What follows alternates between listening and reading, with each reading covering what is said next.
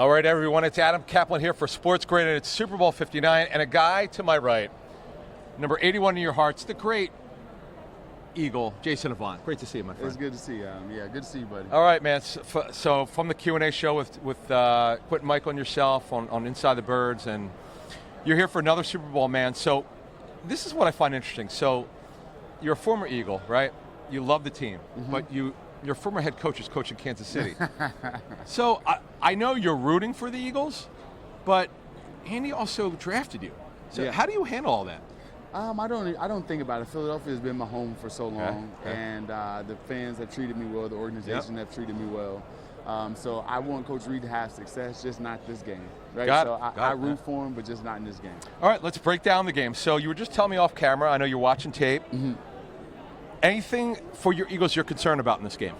I think that the way that Coach Reid has figured out a way to negate or to help his offensive line by running a lot of RPO stuff, and they're better at the pass option than we are, you know, and we run the ball better than them. It's just that Mahomes can see the field so much better than most quarterbacks. So he's able to pick up on a guy off outside. Oh, I'm going to throw this hitch.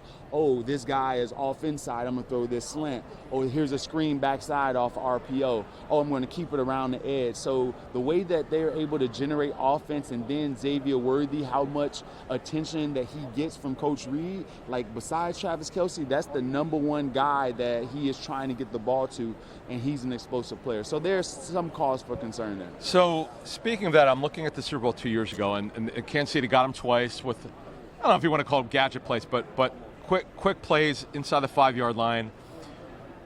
Sky Moore got him. Kadarius Toney got him. Yeah. And I would be worried about, I know Aaron Burks is playing well the last couple weeks, but that's a guy who's 6'3". I don't know if he moves all that well. He's rangy, but he's not explosive like a Nakobe Dean. Do you worry about anything like that?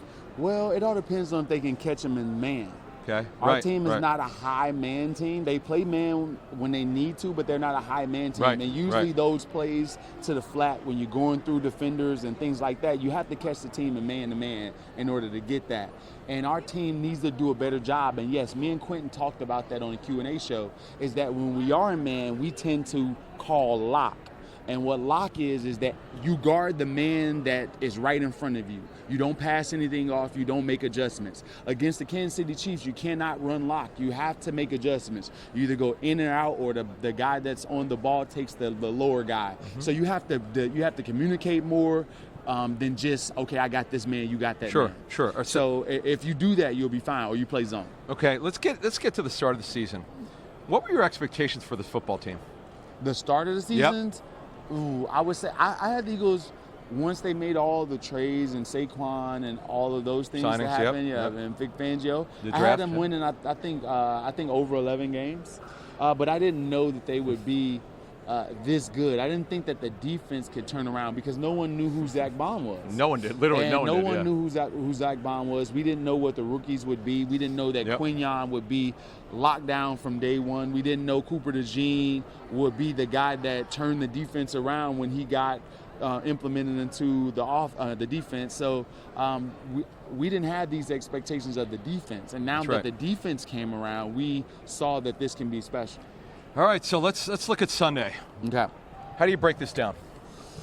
Well, let's look at it from this. The Eagles are going to, of course, try to run the ball. Yep. Spagnuolo is going to have a huge ego and say, hey, we can't allow you to run the ball. So what we'll do is bring an extra guy into the box, which is either a bigger defensive lineman, so 5 down, or you add a linebacker up. Your linebackers are small, so I would tend that they probably would go with 5 down.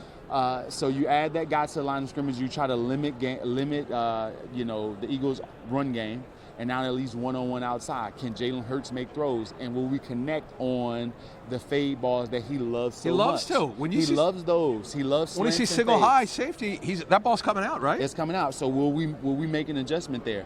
Here's the matchup that I think that we can win pretty consistently. Jalen Watson versus Devontae Smith. Trent McDuffie versus A.J. Brown. A.J. Brown can win that, but that's good on good.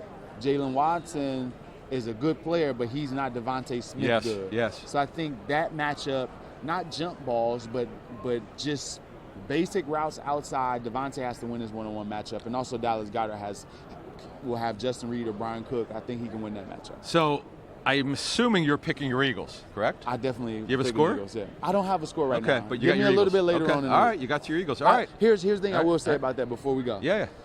It's either a close game, can go either way. Yep. Or it's an Eagles blowout. The Chiefs do not have You're the not, ability. by the to way, block. you're like the third person who said that it wouldn't be surprising if Yeah. Eagles blew them out. Well, I know the Chiefs have trouble scoring, but really? No, the Chiefs doesn't have the ability to blow the Eagles out. Right, but the Eagles could. do. Yes. Yeah, That's what people are saying. Okay.